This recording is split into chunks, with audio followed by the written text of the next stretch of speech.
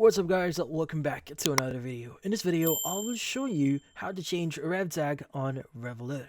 So, in this case, you might be wondering how to exactly update or change your rev tag in Revolut. Well, the first thing that you want to do is you want to go ahead and open up your Revolut app. Now from then on, access your account.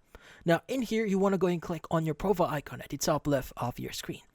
Now, in here, what we need to do is we need to choose the option that says account.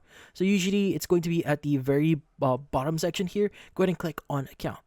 Now, the next page, what we need to do is we need to click on the personal details option.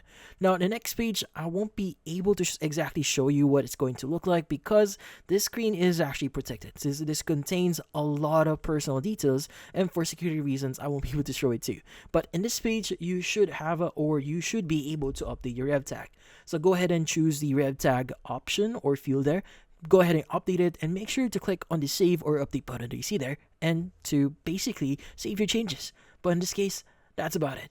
So if you found this video helpful, don't forget to leave a like or maybe subscribe to our channel, and thank you for watching.